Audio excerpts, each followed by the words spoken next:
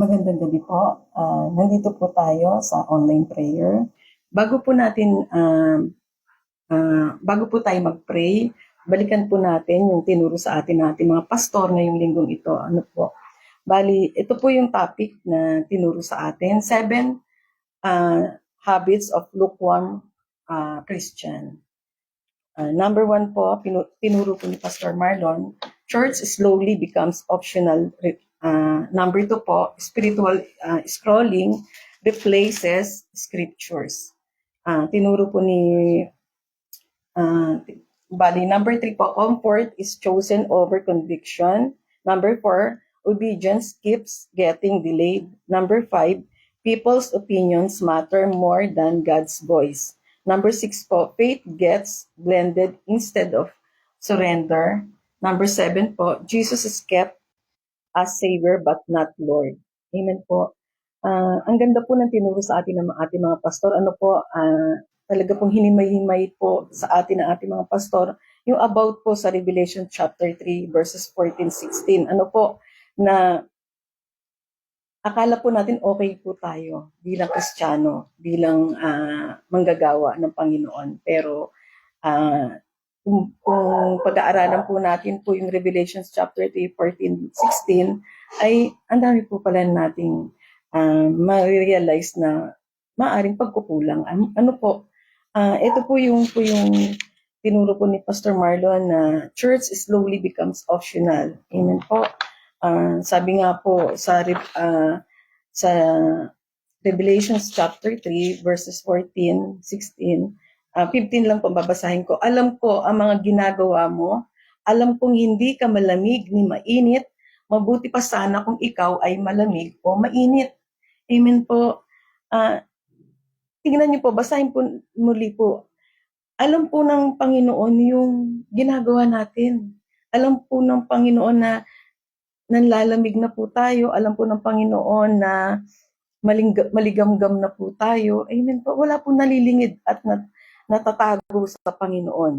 Amen po. Alam niya po ang kondisyon natin o sitwasyon natin. Sabi nga po ni Pastor Marlon, hindi na pure yung paglilingkod. Hindi na pure yung paglilingkod natin. Hindi na pure yung, di ba po, parang yung kung tinuturo po ng mga pastor natin ng self-checking po. Mag-self-check po tayo. Ano po, kamusta po yung giving natin? Kamusta po yung prayer natin? Kamusta po yung paglilingkod natin o soul winning prayer? Amen po. Yun po, doon po sa pagbibigay. Check po natin yung giving natin. Baka po leftover na po. Check po natin. Amen po. At yung pagsisimba po natin, optional na lang. Amen po. Sabi nga po sa Santiago chapter 4 verse 4, sabi nga po, ito po ay version po ng Magandang Balita. Sabi nga po dito, mga taksil, hindi ba ninyo alam na kapag nakikipagkaibigan kayo sa libutan, ay kinakaaway naman ninyo ang Diyos? Ang sino mang nagnanais na maging kaibigan ng sanlibutan ay nagiging kaaway ng Diyos. Amen po. Sabi nga po sa Revelation chapter 2 verse 5 na nawala na yung ating pag-ibig sa Panginoon. Amen po. Nawawala na yung pag-ibig at hindi na tayo katulad ng dati. Amen po. Minsan akala natin okay pa tayo pero hindi na pala. Amen po. Kasi ang Panginoon ay mapanibugho. Ang Lord ay jealousy. Alam niya po na tayo ay minsan ay nanlalamig na. Tayo ay maligamgam na. Ano pong kapalit nun? Tayo po ay isusuka. Isusuka tayo ng Panginoon. At ang yun po, sabi nga po, repent. Mag-repent tayo habang may panahon pa bago mahuli ang lahat. Gawin natin yung nararapat na makakapagbalik loob tayo sa Panginoon at makakabawi tayo sa mga pagkukulang natin sa Panginoon. Amen po. Sabi nga, repent. Amen po. Ngayon pong nalalapit na ang pagdating ng Panginoon, sign na po yung panlalamig o lukewarm. Amen po. Yun lamang po ang aking share. Ito po si Pastor Tot. Pagpalang gabi po sa bawat isa. Ang ganda nga po ng mga naituro po sa atin, ng mga pastor po natin. Ito po yung 7 Habits of Lukewarm Christian. Hindi ko na po babasahin yung Revelation 3, talaga 16. At ang ganda po talaga. Sobrang pati po ako ay nakita ko po yung mga kakulangan. Talagang yung conviction nandun, yung akala mo okay ka, akala mo, pero hindi. Nung pong natapos natin yung pag-aaral ito, nakita mo yung maraming kakulangan sa bawat isa, sa ministry, sa lahat. Kayo po ba? Kamusta po ba ang relasyon po natin sa Panginoon? Kamusta po ba yung pong takbuhin natin, yung pong ministry po natin? May iba't iba po tayong ministeryo, iba't ibang pagkakatawag po ang bawat po sa atin.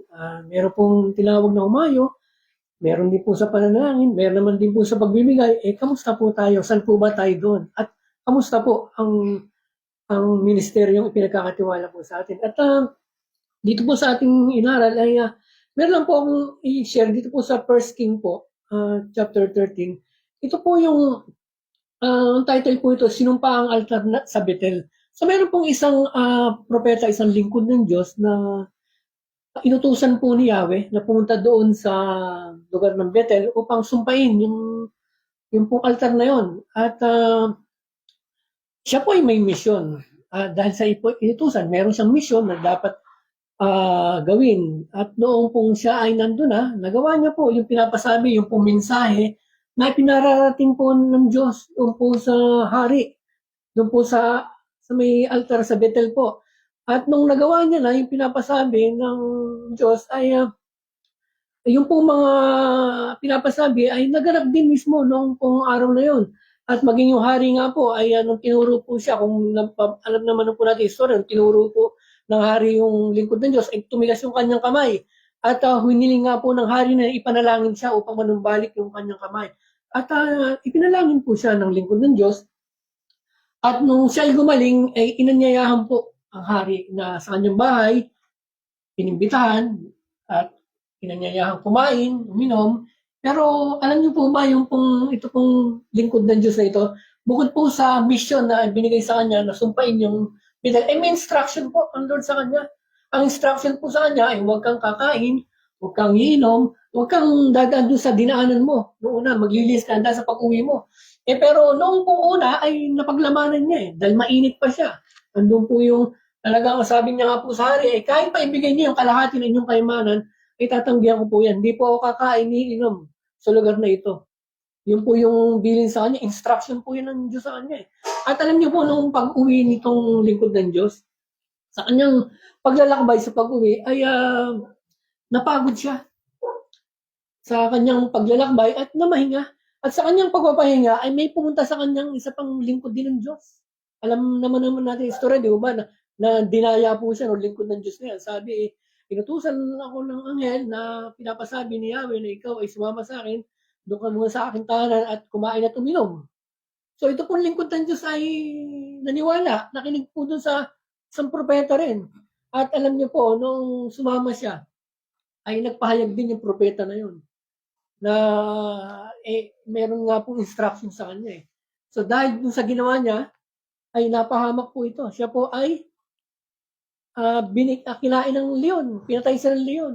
So alam niyo po yung ating pong takbuhin, meron pong tayong takbuhin bawat isa po sa atin ay bagamat nandun na tayo dun sa mission natin, ay hindi po naman dun nagtatapos lang. Halimbawa, tayo po ay nag-worker, tayo po ay, praise the Lord, naging pastor, hindi po dun nagtatapos yung mission. Kahit po tayo mga pastor na, kahit po tayo ay naglilingkod na, meron pong instruction ang Diyos. At hanggang hindi po tayo nawawala sa mundong ito, yung instruction na hindi po natatapos, or hanggat hindi bumabalik ang Panginoong Isus, ay yung instruction na yun, ay nandun pa po, hindi pa po natatapos yun. At kung mapapansin niyo nga po ninyo, kung mapapansin niyo itong lingkod ng Diyos, nung nagpahinga, napagod siya At sa pamamahinga niya, doon umatake yung kaaway. Nung siya ay nagpahinga. Although, yung kapaguran ay masyado niyang ina-entertain yung pagod po. Yung napagod siya, dinaan niya sa pahinga. Pero tayo po mga lingkod ng Diyos, huwag po tayong mapagod. sa paglilingkod sa anumang ministeryo, ito man po ay paghayo, pagtulong, huwag po tayong mapagod kasi may instruction po ang Lord sa atin. Hangga't hindi po natatapos yung pong ating takbuhin, ay nandun po yung instruction niya, huwag tayong mapagod. Dahil pag tayo po ay napagod, nandiyan po yung bulong ng kaaway. Gaya po na nangyari sa lingkod ng Diyos. At doon sa pagbulong na yan, doon na po mag-uumpisa tayo manlamig. Dahil sa i-entertain po natin yung mga ibang advice na, actually may advice naman ng Lord dito sa lingkod na to na huwag kang kakain, iinom, o lilihis ka ng daan, huwag kang dadaan sa dinaanan mo. Mag-iiba ka ng daan. O, may instruction O sa atin po ganun din, may instruction po tayo. Bagamat may kapaguran, ay magtiis lang po tayo. Huwag po tayong kung mapagod ay hihinto na at pag may dumaan na tukso ay i-entertain natin hanggang sa hindi natin alam, yung pong mga nag-a-advise sa atin ay hindi natin alam, ito po pala ay kapahamakan na. Ay malinaw naman po na may advice po ang Lord, malinaw yung advice. Bakit ka pa makikinig sa ibang advice? Bagamat itong nag-advise sa kanya, lingkod din ng Diyos Pero hindi po may iba't iba po tayong takbuhin, may iba't ibang pangungusap po ang Diyos sa atin. At yun po ang dapat natin sundin upang di po tayo mapahamak. Dahil kung tayo po ay aalis doon sa kanyang instruction, kung tayo lilihis, andun po yung kapahamakan. Gaya po nangyari dito sa lingkod ng Diyos na ito na siya po ay hindi sumunod sa instruction. Ano po nangyari? Napahamak po siya. So, ganoon din po tayo. Huwag po tayong lilihis. Magpatuloy po tayo sa takbuhin. Sa kung ano, saan po tayo tinawag po tayo, kung sa pagbibigay. Kahit mahirap, magpatuloy po tayo. Pagbigay po tayo, patuloy po tayong sumuporta sa gawain, sa mga pastor natin. Bakit po? Yun po yung instruct. Kaya nga po tayo pinagpapala para maging kamay. Kaya nga po tayo iba humayo dahil yun po ang ibinigay na mission sa kanila, humayo. Ang iba po ay manalangin. So, yun po ang malinaw na instruction ng Lord sa atin na kung ano yung sinabi sa ng Diyos, yun na po yan. Ang Diyos po hindi nagbabago. Kung ano po yung sinabi sa atin, kung sinabi ikaw ay full-time ka. Yun po ang dapat nating sundin. Huwag po tayo magpapa-affect sa paligid natin. Kung minsan full-time ka, pero dahil sa advice ng iba, iisipin mo, mag-iba na ng landas hanggang sa mawala ka na sa ministry. Marami po tayong mga lingkod ng Diyos na nangyari nga po yun. Dahil po sila ay nagpahinga hanggang sa tuloy lang nawala. Pero bakit? Kasi may instruction sa kanilang Diyos na hindi nila sinunod Pero tayo po na nagpapatuloy, praise the Lord po. Bakit po? Kaya po tayo nandito kasi nandun po tayo sa pagsunod sa anumang instruction ng Lord sa atin. Kaya magpatuloy po tayo. Mahirap po ang battle. Pero sabi nga po sa Matthew 26:41, magbantay tayo. Magbantay kayo at manalangin upang huwag kayong madaig ng tukso. Ang espiritu ay nakahanda, ngunit ang laman ay mahina. So magbantay po tayo, manalangin tayo, sapagkat ang tukso po ay nandiyan po lagi yan. Marami pong tayong pagdadaan ng battle at ang kaaway po ay laging nag-aabang lang yan. Kaya ang kailangan po natin ay magpatuloy po tayo, manalangin. Huwag po tayo mapapagod. Magpatuloy po tayo kung anong instruction sa atin ng Lord. At sa huli, ay ang Diyos po ang nakakita nun at ang Diyos po ang bahala po sa atin. Mahirap man, ano man ang sitwasyon, pero sa huli po, ang Diyos po ang magbibigay sa atin ng kaligtasan, ng pagpapala at pag-iingat na po kung tayo po ay sumusunod. So, ganoon lang po, kaya manatili po tayo upang hindi po natin maranasin yung panlalamig. Bagkus manatili po tayong mainit sa Panginoon, mainit sa paghayo, mainit sa pananalangin, mainit sa pagbibigay. So, yun po ang dapat na meron po ang isang Kristiyano. Manatili po tayong mainit, gaya po ng natutunan po natin sa mga nakalipas na araw. So, yun lang po ang maibabahagi ko. Narito po si Pastor Girlie para po sa pagpapatuloy po. So kung mapagpalang gabi sa bawat isa po sa atin, ano po, so ang tinuro po sa atin ngayong isang linggo ito ay patungkol po sa 7 Habits of Bookworm Christians. Yan po, so hindi ko na po babasahin sa inyo sa Revelation 3:15 to 16. Ngayon, alam niyo po, ito pong Laodicea, tinuro po ni Pastor Marlon, ang kalagayan po nito ay sila po ay lukewarm. Alam niyo po, sa 7 simbahan po dito na binanggit sa Revelation, itong Laodicea, ito po yung simbahan na walang binanggit ang Panginoon na commendation. Ibig sabihin, wala po siyang binanggit na papuri sa mga simbahang yung lang po Laodicea lang po, wala po siyang binanggit na papuri sa simbahang ito. At doon nga po sa tinuro po sa atin ngayong linggo ito, ano po ba yung kalagayan ng Laodicean Church? Ito po ay, ang tawag po dito ay complacent church. Ibig sabihin, ito po yung simbahan na walang pakialam, walang malasakit sa gawain ng Panginoon. Hindi sila masigasig. They don't have passion for anything. They are they aren't fervent about the things of God. So wala silang malasakit sa gawain ng Panginoon. Kaya nga po, ang Laodicean Church ay winarningan ng Panginoon. Sabi niya, sila ay nanlalamig na. Ngayon, ito pong Revelation 3:15, ito po ay isa sa pinakamahalagang babala sa Biblia para sa ating mga mananampalataya. At ito nga po yung mensahe ng Panginoon doon po sa Church ng Laodicea. Ngayon, ito po yung pinakamapanganib na kalagayan ng isang Kristiyano na pinasusuklaman po ng Panginoong Hesus. Yun nga po yung panlalamig, yung lukewarm. Ngayon, ang isa pong maligamgam na Kristiyano ay nasa pagitan ng siya po ay mainit or malamig. So nasa pagitan po siya, hindi siya mainit, hindi siya malamig. Ngayon, sila ay maaaring relihiyoso sa pangalan o nagpapakita ng panlabas sa paraan ng pananampalataya. Ngunit kulang sila sa tunay na pagmamahal, dedikasyon at personal relation sa Panginoon.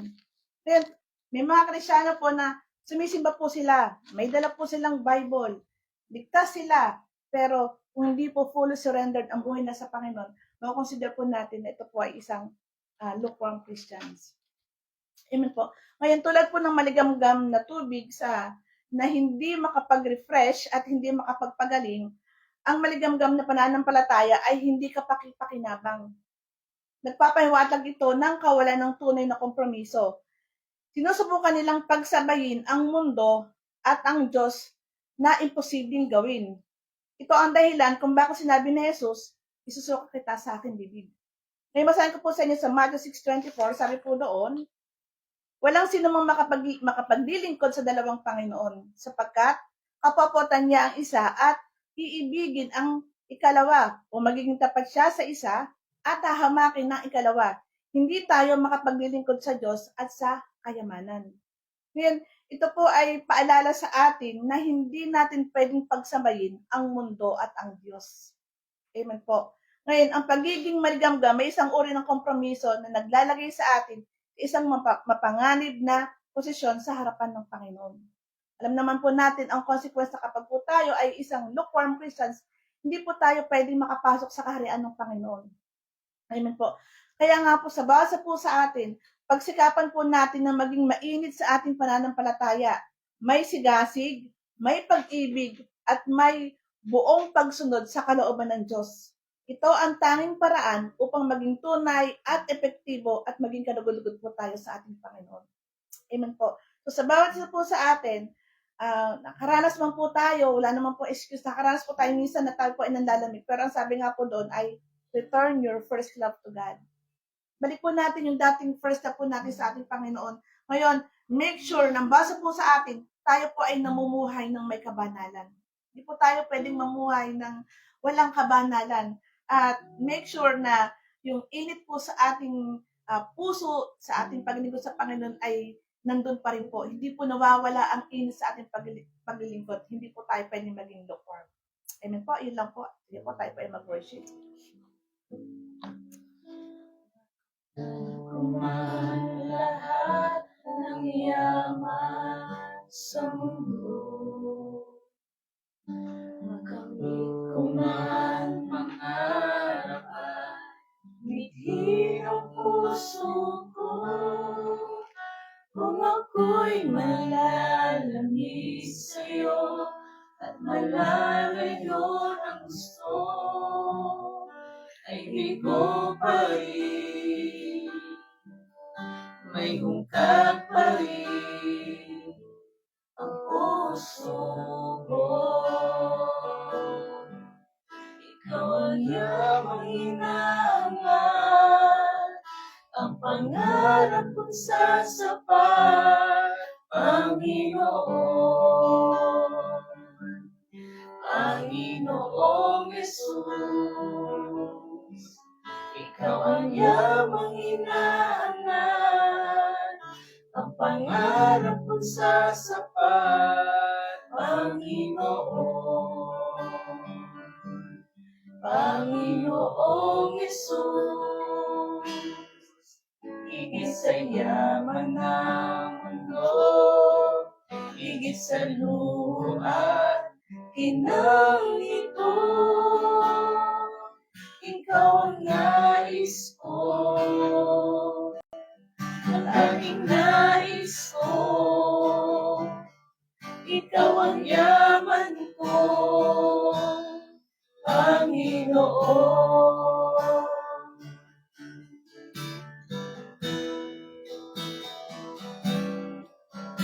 Makamtan ko man lahat ng yaman sa mundo, makamit ko man pangarap at bitin ang puso ko, kung ako'y malalamig sa'yo at malalayo ng gusto, hindi ko pa rin mayungkap pa rin ang puso ko. Ikaw ang yamang hinahangat, ang pangarap kong sasapat, Panginoon. Panginoong Yesus, ikaw ang yamang hinahangat, ang pangarap kong sasapat, Panginoon. Panginoong Yesus, higit sa yaman ng mundo, higit sa luha at ginang ito, ikaw ang nais ko, ang tanging nais ko, ikaw ang yaman ko, Panginoon. Ikaw ay sapat, wala nang iba, kaligayahan ko, kaganapan ko, Jesus. Ikaw ay sapat, wala nang iba, kaligayahan ko, kaganapan ko, Jesus. Ikaw lamang, sa'yo lamang, sumasamba, magpupuri, maglilingkod sa'yo. Ikaw ay tapat, sa'yo magtitiwala sa habang buhay, O Jesus. Sa'yo lamang sumasamba, magpupuri, maglilingkod sa'yo. Ikaw ay tapat, sa'yo magtitiwala sa habang buhay, O Jesus. Ikaw ay sapat, wala nang iba, kaligayahan ko, kaganapan ko, Jesus. Ikaw ay sapat, wala nang iba, kaligayahan ko, kaganapan ko, Jesus. Ikaw lamang.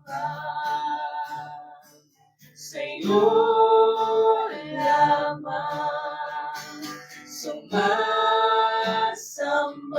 magpupuri, maglilingkod sa'yo. Ikaw ay tapat, sa'yo magtitiwala sa habang buhay, O Jesus. Sa'yo lamang sumasamba, magpupuri, maglilingkod sa'yo.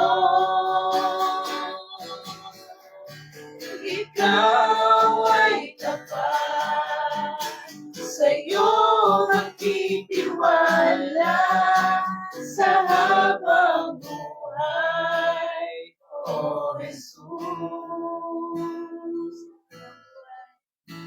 Sa habang buhay, O Jesus. Sa habang buhay, O Jesus. Ikaw lamang. Hallelujah, Lord. Ama, sa pangalan ng Panginoong Jesus, kami po'y nagpupuri, nagpapasalamat, Lord God. Lord, salamat po sa pagsama mo, O Diyos, sa gawain ito, O Lord God. Lord, salamat po, Lord God, sa pagtuturo, Lord God, sa bawat sa amin kung paano magpakorek, O Lord God. Lord, salamat po, O Diyos, O Lord God, na tanggapin namin, mahalin namin, Lord God, yung correction, O Lord God. Lord, para po sa ikabubuti din po namin, Lord God. Lord, marami pong salamat, O Diyos, Lord God. Lord, sa kauhawan, Lord God. Lord, salamat po, O Diyos, Lord God, sa gift na ito, Lord God, yung kauhawan, kasabikan, Lord, sa presensya mo, Lord God. Lord, salamat po, O Diyos. Lord, sa biyaya mo at habag, O Lord God. Lord, sa mga oras to, Lord God, dinadalangin namin, O Diyos, sa aming mga leader, Lord God. Lord, sa pangunguna po ni Pastor Boy, Lord God. Lord, dalangin namin ng patuloy na pag-iingat mo sa kanya, O Diyos, O Lord God. Lord, yung double portion of anointing sa aming senior pastor, O Lord God. Lord, salamat po, O Diyos, Lord God, sa wisdom and revelation, Lord God, na binibigay mo po sa kanya, O God. Lord, salamat po, O Diyos, Lord God, sa kalakasan, kalusugan, O Lord God, na binabalik mo, O Diyos, sa kalusugan ni Pastor Boy, Lord God. Lord, salamat. Bantayan mo po siya, Lord God. Lord, bantayan mo kalusugan niya, Lord. Maging, O Diyos, mga mahal niya sa buhay, Lord. Bantayan mo, O Diyos, mga kalusugan ng mga mahal niya sa buhay, Lord God. Lord, dalangin po namin, O Diyos, O Lord God. Lord, na palawakin mo po, O Diyos, Lord, ministeryong pinagkatiwala mo po kay Pastor Boy, Lord God. At dalangin namin yung provision, Lord God, sa lahat, Lord God, ng pangailangan, Lord God, sa gawain, Lord God, na pinagkatiwala mo kay Pastor Boy, O Lord God. Lord, salamat po, O Diyos, sa kagalingan mula ulo hanggang talampakan, O Diyos, Lord God, kay Pastor Boy, O Lord God. Lord, salamat po, Lord God, sa 1 Peter 2:24, sa pamagitan ng mga latay mo, Panginoong Jesus, si Pastor Boy, Lord God, ay complete healed na po, Lord God. Salamat po, O Diyos. Lord God, maging, O Lord God, sa mga, Lord, sa mga district pastor namin, Lord God.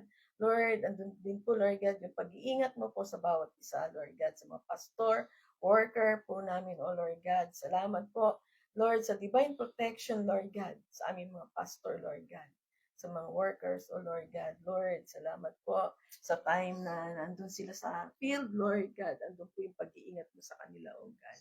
Lord, salamat po, O Diyos, sa 1,000 churches na pinagkakatiwala mo po sa bawat district, Lord God. Lord, salamat po sa katagumpayan ng gawain na pinagkatiwala mo po sa kanila, O God.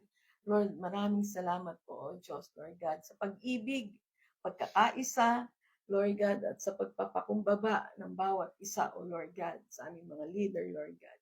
Salamat po, O Diyos, O Lord God. Lord, kapin mo ang mga lingkod mo, O Diyos, O Lord God. Lord, maramdaman nila yung init, pag-ibig mo, Lord God, sa bawat isa, O God, Lord God. Lord, salamat po, O Diyos, O Lord God. Lord, sa mga turo na binibigay mo po sa amin, Lord God, upang kami, Lord God, ay patuloy na, Lord, na maglingkod sa iyo, O Diyos, Lord. Salamat po, O Diyos, Lord God. Salamat po, O Diyos, ngayon din po, Lord, nililift up po namin na lalapit na camp, O Diyos, O Lord God. Salamat po, Lord God, sa campsite. Ngayon pa lang po, nagkiklaim na po kami ng campsite, O Lord God.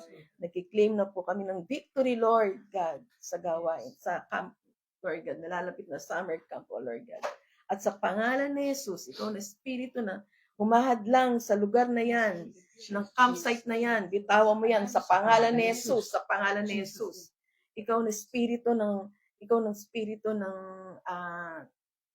gumagalaw diyan sa campsite na yan, kumukontrol sa campsite na yan, bitawan mo yan sa pangalan ni Jesus. Sa pangalan ni Jesus, sa pangalan ni Jesus. Lord, salamat po, O Diyos, Lord God, sa campsite, Lord God, ngayong summer camp, O Lord God. Lord, i-bless mo ang lugar na yan, Lord God, bawat sulok ng lugar na yan, Lord God, ng campsite, Lord God, bawat kwarto, bawat, Lord God, lahat po ng vicinity, Lord God, buong vicinity ng campsite, Lord God, i-bless mo, Lord God, Lord, ang lugar na yan, O Diyos, O Lord God. Lord, ngayon pa lang po nag-claim na po kami ng provision, Lord God. Lord, salamat po, O Diyos, sa mga 1,000 na camper, O Lord God. Nag-claim po kami ng 1,000 campers, O Lord God, ngayong summer camp, O Lord God. Lord, salamat po, O Diyos, O Lord God, sa mga staff, Lord God, na gagamitin mo, Lord God. Lord, dalangin namin, Lord God, na palakasin mo, patibayin po ng lakas, kapangyarihan mo, ng Espiritu mo, na nanaan, Lord God, Lord, sa mga staff na, Lord, na magiging front line, Lord, magiging, Lord, na gagamitin mo, O Diyos, Lord God, sa nalalapit namin summer camp, O Lord God. Salamat po, Ama, Lord God, sa anointing, Lord, na ibibigay mo, pararanas mo, O Diyos, ngayong summer camp, O Lord God. Salamat po, Ama, sa pangalan ng Panginoong Yesus. Hallelujah. Ama, sa pangalan po namin, Panginoon Jesus, patuloy, Lord God, na tinatas namin ang bansang Pilipinas. Lord, nakikita mo yung sitwasyon, kalagayan ng bansang Pilipinas, Lord. Laganap, Lord, ang kaguluhan sa buong mundo, kaya ang bansang Pilipinas po ay naapektuhan. Lord, maging sa pagtaas ng mga krudo, bilihin, lahat, Lord, nakikita mo lahat ng ito. Kaya naman patuloy namin, Lord, at tinatas sa iyo ang bansang Pilipinas sa kabila po ng kaguluhan. Dalangin namin, O Diyos, sa patuloy, Lord, na pagpalain mo ang bansang Pilipinas. Sa anumang sitwasyon, dalangin namin, O Diyos, na patuloy mo ayusin, Lord, ayusin, Lord, yung pong ekonomiya ng bansang Pilipinas, O Lord God. Lord, titiwala kami, O Lord God, na sa kabila ng kaguluhan ito, ipatuloy, Lord, na pagpapalain mo ang bansa dahil ikaw, Lord, ay tapat sa iyong pangako. Kaya naman, Lord, nagkakaisa kami, Lord, na itinatas namin ang bansang Pilipinas. Padaluin mo, O Lord God, yung masaganang buhay sa bansang Pilipinas, O Lord. At ikaw sa talas naglalagay ng kaguluhan sa bansang Pilipinas. Winawasak ka namin sa pangalan ni Jesus, ikaw, Espiritu ng kahirapan, sakit, trahedya, maling katuruan, winawasak ka namin sa pangalan ni Jesus sa bansang Pilipinas. At Lord, nagpapakuwala kami ng kaayusan, kasaganahan, kagalingan, at pagpapala sa kabuuan ng bansang Pilipinas. Lord. Salamat, Lord. Patuloy na pinagkatiwala namin sa pinakahawakan namin, Lord, ang bawat pangako mo ng bansang Pilipinas ay magiging sagana at maayos at mahimik na bansa, O Lord. Salamat, Ama. At ganyan din, tinatas namin, Lord, ng gobyerno ng bansang ito.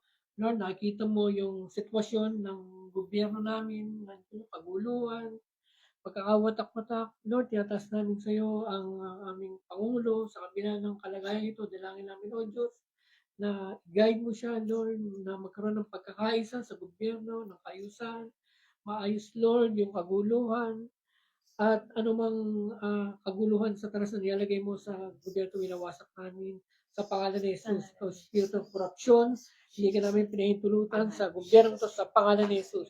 Sa pangalan ni Jesus, nagpapakala kami, Lord, ng kaayusan sa gobyerno ito. Ikaw, O Lord God, ang manguna at magturo sa bawat mga leader namin. Turuan mo siya, Lord God, na pamahalaan yung pong mga posisyon na kailangan hinahawakan.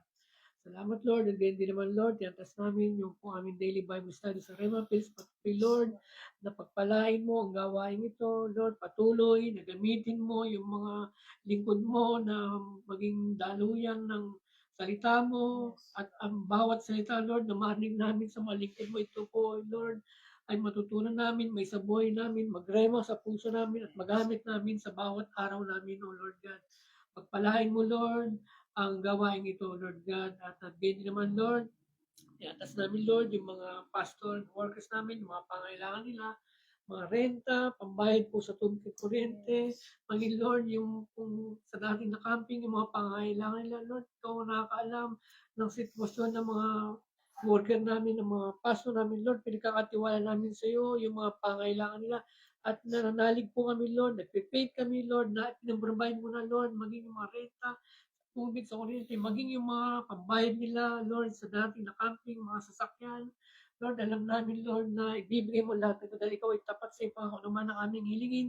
Sa pangalan ng Panginoon Kristo po, pagkakalumuat ngayon pa lamang, Lord. I-declare na namin, Lord, na tanggap na po ng mga lingkod mo, yung mga pangailangan nila, dahil na po sa dating na camping, Lord God.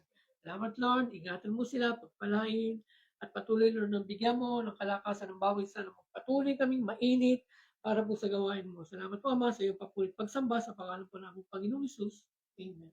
So God, Ama, sa Diyos, yarasi po namin sa Panginoon, yung mga kasamahan po namin, Lord God, na nasa abroad, Panginoon. Kailan namin, O Diyos, saan man dako sila naroon, Panginoon. Lord, ingatan niyo po sila, Panginoon. Lord, yung mga pamilya na iniwan na dito, Panginoon, sa Pilipinas, dalangin namin, Lord, yung pag-iingat mo pa rin, O Diyos. Lord, sa kabila, Panginoon, ang nangyayari ngayon sa ibang bansa, Panginoon, yung gera, dalangin pa rin po namin, Panginoon. Lord, ingatan niyo po sila, Panginoon. Lord, nangako ka, Panginoon, sa iyo sa Panginoon, na kaya mag-ingatan ng mga bagay na pinagkatiwala namin sa iyo, O Diyos. Kaya nananapataya kami, Panginoon. Iingatan mo, Panginoon, na makasamahan namin ang Panginoon. At ganoon din namin, O Diyos, na patuloy na pagpalain mo, O Lord, ang bawat hawakan lamang kami, Panginoon. Lord, gawin niyo po silang daluyan ng pagpapala, Panginoon, sa iyong gawain, O Diyos. At Lord, gawin niyo pa rin po silang sensitibo, Panginoon, na Lord, meron ka pa rin purpose kung bakit naroon sila, Panginoon, sa mga lugar na kilalagyan nila, Panginoon. Hindi sa lahat, Panginoon. Kailangan namin, O Diyos, na gamitin niyo pa rin po sila, Panginoon, para ipahayag ang salita, O Diyos. Sa pangalan pa ng sa tamplan niyo lang po, Panginoon, ang mangyari, Panginoon, sa mga kasamahan namin ito, Lord God. Sa pangalan pa ng Jesus, din, Panginoon, patuloy din po, O Diyos, yatasin po namin sa Panginoon sa mga oras nito, Lord God, ang aming senior pastor, Panginoon, si Pastor Boy, Panginoon. Lord, salamat pa rin po, O Diyos, sa kanyang healing anointing, Panginoon. Lord, patuloy dalangin namin, O Diyos, dalangin niyo po, Panginoon, ingatan, Lord, yung kalusugan ni Pastor Boy, Panginoon. Lord, sa araw-araw ng buhay niyo, Panginoon, patuloy pinapasalamatan namin, Panginoon, yung maayos na pangangatawan, yung malusog na pangangatawan, Panginoon, ni Pastor Boy. Lalo tigit, Panginoon, sa nalalapit namin camping, Panginoon. Lord, i-ready niyo po, Panginoon, aming senior pastor, O God. Lord, ngayon pa lang, ipagkalab niyo po sa kanya yung double portion of your anointing, Panginoon. At Lord, ipagkalab niyo pa rin po sa kanya yung wisdom, knowledge, understanding, O God. Lord, palagi mo siyang gagabayan sa kanyang mga desisyon, Panginoon. Lalo tigit, Panginoon, sa ministry na pinagkatiwala mo sa kanya, Panginoon. Sa mga simbahang hinahawakan niyo, Panginoon. Lord, i-guide niyo po, Panginoon, ang aming pastor, Panginoon, sa kanyang mga desisyon. Sa pangalan namin, Panginoon Jesus, dalangin din namin, Panginoon, na i-provide niyo po, O Diyos, ang lahat ng mga pangangailangang pinansyal, Panginoon, na aming senior pastor sa pangalan ng Jesus. Amen. Ganun po, Lord God. Tiyasin po namin si Lord God, yung mga under construction ng mga simbahan, Panginoon, maging dito po sa local at maging sa abroad, Panginoon. Lord, ngayon pa lang, salamat, Lord God, sa mga simbahan. Idadagdag niyo po, Panginoon. Lord, dito po sa local at sa international, Panginoon. Patuloy dalangin namin, Panginoon, na Lord, kayo po ang manguna, Panginoon, sa mga lugar na kalooban mo, O Diyos. At kayo po, Panginoon, ang mag-provide, Panginoon, ng mga pinansyal na kakailanganin, Panginoon, sa pagkatayo ng mga simbahan, Panginoon, sa mga lugar na yan. Sa pangalan ni Jesus. Sa pangalan ni Jesus, sinusway namin ang lahat ng pangyayari mo sa tanas. Sa pangalan ni Jesus, sinusway namin sa mga lugar na yan, ang lahat ng power of darkness, principalities, with the spirit in high places, maging mga territorial spirit na yan, pinapalayas namin kayo sa mga lugar na yan. Sa pangalan pa ng Jesus, ninyo ang mga lugar na yan sa pangalan ni Jesus. Paano napapakala kami, O Diyos, na Espiritu Panginoon, nakatagumpayan sa mga lugar na yan, O Diyos. Ngayon pa lang, salamat po, O Diyos. At patuloy, Lord God, na Lord, ang mga lugar na yan, ngayon pa lang, i-cover mo na, Panginoon, ng balang dugo ng Panginoon, God. Salamat po, Panginoon. At dalangin din namin, Panginoon, sa mga simbahan na yan, itatayo, O Diyos. Lord, magpadala po kayo, Panginoon, ng mga manggagawa mo, O Diyos, sa mga itatayo ng mga simbahan na yan. At din, Lord God, dalangin din namin, Panginoon, na sa mga simbahan yan ay makapag-produce, Panginoon, mga future pastor, workers, elders, prayer warriors, at givers, O God. Salamat, Lord God, at ang kalooban niyo lang po, Panginoon, ang mangyari, O God, sa pangalan ni Jesus. Kaya din, Panginoon, yanasin po namin sa Lord God, sa mga oras na ito, Lord God, yung lahat po, Panginoon, na yung mga prayer request, Lord God, sa gabi ito, Panginoon. Kayo po, O Diyos, ang nakakaalam ng nilalaman ng puso ng bawat isa, yung kalang mga hidden request, Panginoon, prayer request, O God. Dalang namin, Panginoon, na sa mga oras ito, katagpoy mo, Panginoon, ang prayer request ng bawat isa, O Diyos. Panginoon, nangako ka, Panginoon, sa isita, nung kami po ay mananalangin, manalig po kami, ito po natanggap na po namin. Kaya Lord, sa mga oras ito, inaakin na po namin, O Diyos, ang kasagutan, Panginoon, sa aming mga panalangin, O God. Salamat po, Panginoon, sa kasagutan ng aming mga panalangin. Maraming salamat, Panginoon. Ibinabalik po namin sa iyo, O Diyos, ang pinakamataas na papuri at pagsamba sa Panginoon Jesus. Amen. Kaya naman, O Diyos, wala kami ibang nais, kundi ang ibalik sa'yo ang lahat ng pagsamba. Kaya naman, O Diyos, wala kami ibang nais, kundi ang ibalik sa'yo ang lahat ng pagsamba. Walang hanggang papuri sa'yo'y aaray, walang hanggang pasasalamat sa'yo'y ibibigay. Napakabuti mo, O Diyos, sa aming buhay. Mula noon hanggang ngayon, di ka nagbabago. Walang hanggang papuri sa'yo'y aaray, walang hanggang pasasalamat sa'yo'y bibigay. Napakabuti mo, O Diyos, sa aming buhay. Mula noon hanggang ngayon, di ka nagbabago. Mula noon hanggang ngayon, di ka nagbabago. Naman kailan pa man. Lord, Panginoon, maraming salamat po, O Diyos, sa gabi ito, Panginoon, sa pagsama niyo po, O Diyos, sa online prayer, Panginoon, sa gabi ito, O Diyos. Patuloy, Lord, muli, pinapasalamatan namin, Panginoon, ang kasagot na saan mga panalangin, O Diyos, sa gabi ito, Lord. At patuloy, O Diyos, po ay sinasudyahan namin ng banal tugon ng Panginoon Jesus. Salamat, Panginoon, sa iyo pa pinakamataas na papuri, pagsamba at pagdakila sa Panginoon Jesus. Amen. Amen. Sabay po. Bye po. God bless po sa bawat isa.